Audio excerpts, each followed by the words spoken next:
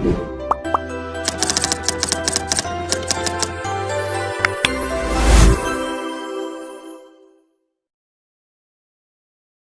दोस्तों, welcome to transient academy. तो friends, आशा રાખું છું તમે બધા મજામાં છો, મસ્ત છો। આપણે ડિપ્લોમા સેમેસ્ટર 1 માટે મેથેમેટિક્સ આપણે સ્ટાર્ટ કર્યું હતું, બરાબર। આની પહેલા આપણે 3-4 લેક્ચર આપણે મૂકેલા હતા, બરાબર, જેમાં આપણે દ્વિહાર નિશ્ચાયક અને ત્રિહાર એટલે કે સેકન્ડ ઓર્ડર ડિટર્મિનન્ટ અને થર્ડ ઓર્ડર ડિટર્મિનન્ટ આપણે ચેપ્ટર નંબર 1 સ્ટાર્ટ કર્યું હતું, બરાબર। તો આ વિડિયોની અંદર સેમે સિરીઝ આપણે અમુક દાખલા જોતા જઈએ જેથી તમને આઈડિયા આવતો જાય, બરાબર। આ પરીક્ષામાં પૂછાયેલો દાખલો છે, બરાબર। x ની વેલ્યુ આપણે ફાઇન્ડ કરવાની છે। તમને અહીંયા રકમ આપેલી છે x - 1 2 અને 1 x 1 x + 1 અને 1 1 0 આ એક ત્રિહાર નિશ્ચયક એટલે કે થર્ડ ઓર્ડર 3/3 આપણને આપેલું છે ડિટર્મિનન્ટ, બરાબર। અને એનું મૂલ્ય તમને 4 આપેલું છે, વેલ્યુ આપણને 4 મળી ગઈ છે। હવે ફાઇન્ડ આપણે ખાલી શું કરવાનું છે તો કે x ની વેલ્યુ આપણે ફાઇન્ડ કરવાની છે, બરાબર। તો કે હવે અહીંયા તમે ધ્યાન દેશો ને, બરાબર, તો કે અત્યાર સુધી આપણે શું કરતા હતા તો પહેલી રો ને આપણે રેફરન્સ રાખતા હતા, બરાબર। એ મુજબ એ દાખલો કરી શકો છો, બરાબર। પણ અહીંયા તમે જો અહીંયા આપણને 0 આવે છે છેલ્લી રોમાં 1 1 અને 0, તો આપણે છે ને છેલ્લી રો મુજબ ગણતરી કરશું આપણને વધારે સહેલાઈ પડશે, બરાબર। એટલે છેલ્લી રો ને આપણે રેફરન્સ આપવું તો એની નિશાની પ્લસ માઈનસ પ્લસ જ થશે, બરાબર। પ્લસ માઈનસ પ્લસ સૌથી પહેલા લેક્ચરમાં જે થર્ડ ઓર્ડર ડિટર્મિનન્ટ મેં સમજાવ્યું ત્યારે મેં તમને સમજાવ્યું આપણે ઓવરઓલ 6 મેથડ થી આપણે એક ને એક દાખલો સોલ્વ કરી શકીએ છીએ, બરાબર। તો અહીંયા આપણે ત્રીજા નંબરની જે રો છે એને આપણે રેફરન્સ તરીકે લેશું, બરાબર। તો કે એમાં સૌથી પહેલો સ્ટેપ શું કરવાનો તો તમારે કરવાનું છે 1 એટલે કે એક ને રેફરન્સ લેવાના છે, બરાબર। પછી કૌંસમાં એક દ્વિહાર નિશ્ચયક કરવાનું છે સાઈડમાં। ત્યાર પછી છેલ્લા નંબરની જે રો છે, બરાબર, છેલ્લા નંબરની રો અને પહેલા નંબરની કોલમને તમારે ઢાંકી દેવાની છે, જે દેખાય અહીંયા લખી નાખવાનું છે 2 1 1 અને x + 1 ડન। ત્યાર પછી માઈનસ પાછા 1 દ્વિહાર નિશ્ચયક, બરાબર। છેલ્લા નંબરની રો હવે બીજા નંબરની કોલમને ઢાંકી દેવાની, તો તમને શું દેખાય છે x - 1 1 x અને x + 1 x - 1 1 x અને x + 1, બરાબર। સિમ્પલ છે, આની પહેલા એકના વિડિયોમાં એ બધું કરાવેલું છે। ત્યાર પછી પાછું પ્લસ કરીને અહીંયા 0 અને દ્વિહાર નિશ્ચયક, બરાબર। હવે દ્વિહાર નિશ્ચયક છે તો છેલ્લા નંબરની રો આપણે રેફરન્સ લીધી એને ઢાંકીને રાખવાની, છેલ્લી કોલમને ઢાંકી દીધો x - 1 2 અહીંયા શું આવશે x - 1 2 x અને 1, ઓકે। આ આપણું પહેલું સ્ટેપ થઈ ગયું। પહેલું સ્ટેપ એકદમ વ્યવસ્થિત થઈ જાય એટલે પ્રોબ્લેમ ના આવે, શાંતિથી પહેલું સ્ટેપ સૌથી પહેલા કરવાનું છે, બરાબર। પહેલા એક આપણે છેલ્લી રો ને રેફરન્સ લીધેલી છે એટલે આપણે અહીંયા એક લખી અને ત્યાર પછી શું કર્યું પહેલી રો પહેલી કોલમને આપણે ઢાંકી દીધી, જે ચાર વેલ્યુ દેખાય આપણે અહીંયા દ્વિહાર નિશ્ચયકમાં લખવાનું। સેમ એઝ ઇટ ઇઝ આ એક લેવાના છે બીજા નંબરની કોલમના, બરાબર। ત્યાંથી આપણે શું કરવાનું બીજા નંબરની કોલમને અને છેલ્લા નંબરની રો ને ઢાંકી દેવાની, તો જે વેલ્યુ દેખાય અહીંયા લખી નાખવાની છે, પછી 0 અને જે વેલ્યુ દેખાય આપણે લખી નાખવાની છે, ડન। હવે આપણે શું કરવાનું છે તો કે અગ્ર વિકર્ણનો ગુણાકાર માઈનસ પ્રતિ વિકર્ણનો ગુણાકાર, બરાબર। એટલે એક કૌંસમાં અહીંયા શું રહેશે x + 1 એને ગુણ્યા 2 એટલે 2x + 2 થઈ જશે। હવે માઈનસ 1 એકુ 1, ઓકે। આ પહેલા નંબર અગ્ર વિકર્ણનો ગુણાકાર માઈનસ પ્રતિ વિકર્ણનો ગુણાકાર, આ આપણે વિડિયોમાં જોયું, બરાબર। હવે એટલે અહીંયા શું થઈ ગયું 2x + 2 -1 -1 કૌંસમાં અહીંયા શું થશે x - 1 x + 1 અહીંયા આપણે તમે જો સોલ્વ કરો x - 1 અને x + 1 તો એનો જવાબ આવશે x² - 1, બરાબર। x² - 1 જો ન ફાવતું હોય, બરાબર, ઘણા લોકોને ન ફાવે ડાયરેક્ટ આપણે સૂત્ર છે x² - 1 નું આપણે ન ફાવે તો આનો ગુણાકાર આવે યાર આનો ગુણાકાર આવે યાર એટલે x² + x - x + 1, બરાબર, -1 એટલે આ x ગયા તો x² - 1 જવાબ આવી ગયો, આ જવાબ અહીં આવી ગયો, બરાબર। એટલે આ બેનો ગુણાકાર શું થઈ જશે x² - 1 અને માઈનસ, બરાબર, એટલે x² - 1 આ બેનો ખાલી ગુણાકાર થયો, પછી માઈનસ અગ્ર વિકર્ણનો ગુણાકાર પછી માઈનસ પ્રતિ વિકર્ણ x * 1 એટલે અહીંયા થશે x, ઓકે। ત્યાર પછી પ્લસ અહીંયા તો બધું 0 છે, કાઈ ગણતરી કરવાની જરૂર નથી કારણ કે 0 ને ગમે ની યારે ગુણશો તો એ 0 થઈ જશે એટલે +0 થઈ ગયું। એક ને અંદર ગુણાવો એટલે એ બધી સંખ્યા એ જ આવવાની છે।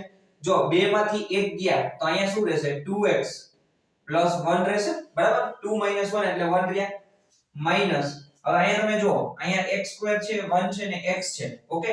તો કે અહીંયા માઈનસ ની નિશાની એટલે -x² -1 અને -x અને અહીંયા બરાબર 4 લખતા ભૂલાઈ ગયા છે, બરાબર। એટલે બરાબર 4 કારણ કે નિશ્ચયકની વેલ્યુ આપણને આપેલી છે બરાબર 4। હવે તમે જુઓ તો કે 2 અને 1 કેટલા થશે તો કે -x² ઓકે પ્લસ 3x અને plus 2 1 plus 1 2 is equal to 4 okay is equal to 4 હવે અહીંયા માઈનસ વાળો ટર્મ છે -x² plus 3x plus 2 is equal to 4 આ ટર્મ ને સામેની બાજુ જવા દો બરાબર સામેની બાજુ જવા દઈએ આપણે તો 0 બરાબર શું થશે 4 આ માઈનસ વાળો ટર્મ પ્લસ થઈ જશે બરાબર બરાબર ની ઓલી બાજુ જશે તો માઈનસ વાળી ટર્મ પ્લસ થઈ જશે પ્લસ વાળી ટર્મ માઈનસ એટલે plus x² minus 3x minus 2 done હવે તો કે 0 બરાબર 4 પ્લસ x² મતલબ 4 માંથી 2 ગયા 4 માઈનસ 2 એટલે 2 વધ્યા તો x² minus 3x plus 2 x² minus 3x plus 2 બરાબર 4 માંથી 2 ગયા તો 2 વધ્યા તો x² માઈનસ 3x પ્લસ 2 આપણને મળ્યું બરાબર બે ના એવા ભાગ પાડવાના છે સરવાળો કરતા 3 આવે બે ના એવા ભાગ પાડવાના છે સરવાળો કરતા 3 આવે તો કે 2 એકુ 2 ઓકે 2 ને 1 3 થશે અહીંયા નિશાની કઈ છે પ્લસ છે તો અહીંયા ઓપોઝિટ નિશાની આવશે તો માઈનસ ઓછે વત્તે ઓછા x 2 અને x 1 આ બે ના આપણે ભાગ પાડ્યા એના ભાગ પાડશો એટલે બરાબર તો શું થશે x 2 અને x 1 0 થશે આના તમે ભાગ પાડશો એટલે ઓકે હવે તો કે અહીંથી તમને x ની બે વેલ્યુ મળશે x 2 બરાબર 0 અને x 1 બરાબર 0 તો x બરાબર તમને 2 મળ્યા અને x બરાબર તમને 1 મળ્યા ઓકે આ રીતના તમારે વ્યવસ્થિત રીતે દાખલો ગણવાનો છે બરાબર 4 માર્ક ની અંદર આ ક્વેશ્ચન પૂછાયેલો છે ખાસ શાંતિથી તમારે મેઈન વસ્તુ એક જ કરવાની છે કે પહેલું સ્ટેપ વ્યવસ્થિત થઈ જાય તે પછી નિશાનીની ભૂલ ન થવી જોઈએ બરાબર મેથ્સ ની અંદર નિશાનીની ભૂલ થાય એટલે જવાબ ખોટા આવે છે ઘણા બધા લોકોને પ્રોબ્લેમ પડતો હોય છે એટલે એ ખાસ ધ્યાન રાખવાનું છે નિશાનીની ભૂલ ન થવી જોઈએ ઓકે આનો સ્ક્રીનશોટ લેવો હોય તો સ્ક્રીનશોટ લઈ લ્યો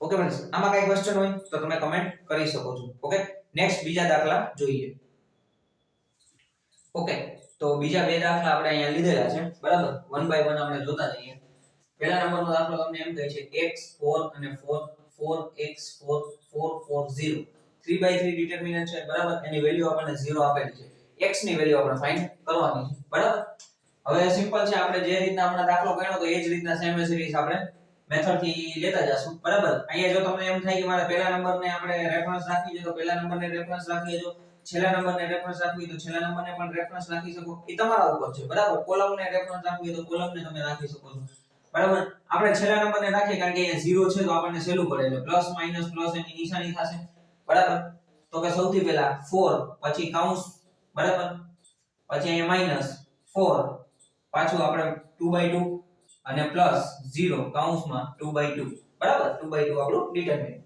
હવે તો કે પહેલી રો પહેલી કોલમ આપણે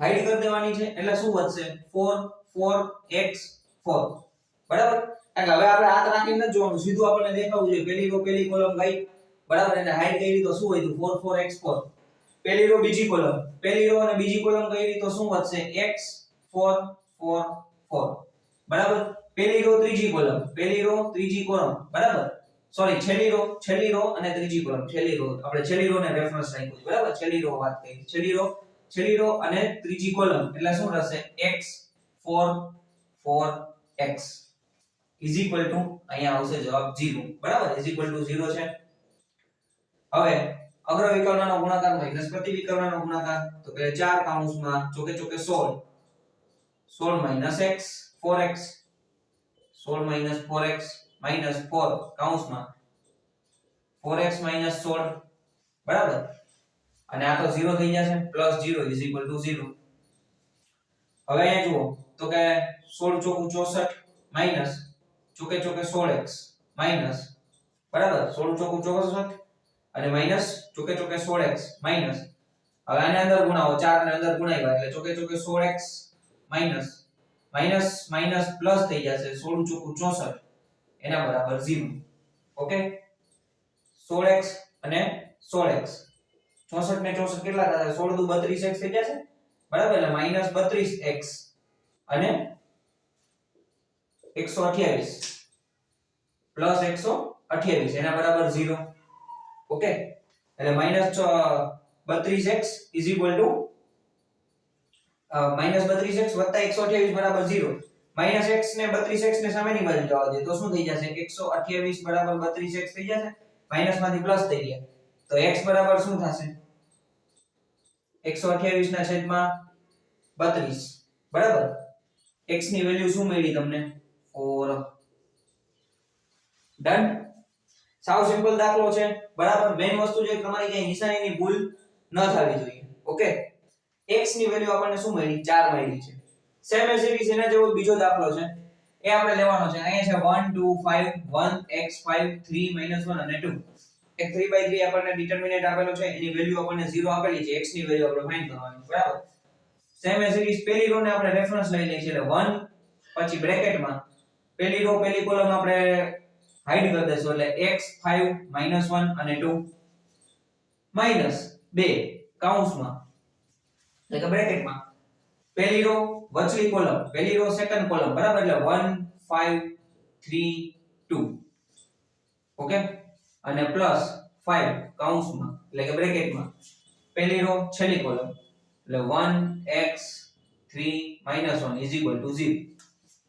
પહેલું સ્ટેપ ક્લિયર. અગ્રવિકર્ણ. હવે અગ્રવિકર્ણનો ગુણાકાર માઈનસ પ્રતિવિકર્ણનો ગુણાકાર.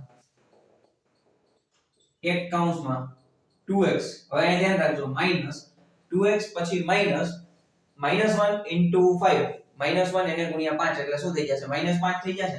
એટલે અહીંયા થશે -5. ઓકે, પછી -2 કૌંસમાં 2 * 2 -5 * 3 = 15 +5 કૌંસમાં -1 અને -3x = 0. -1 ગુણ્યા 1 એટલે -1 થયા. 3 ગુણ્યા x એટલે 3x થઈ ગયા -3x. હવે તો કઈ તમે જુઓ તો અહીંયા શું થઈ જશે? 2x + 5 થઈ જશે. 2x + 5 - પ્લસ થઈ જશે. 1 અંદર ગુણાવવાની કઈ જરૂર નથી. 1 ગુણાવશો તો ઈ જવાબ આવવાનો છે બરાબર. માઈનસ હવે આને તમે જો 15 માંથી 2 ગયા કેટલા વધ્યા? મતલબ 2 માંથી -15 થયા એટલે આપણે -13 વધ્યા. એટલે કે અહીંયાથી આ 2 કૌંસમાં -13 પ્લસ 3x છે એટલે અહીંયા શું થઈ જશે?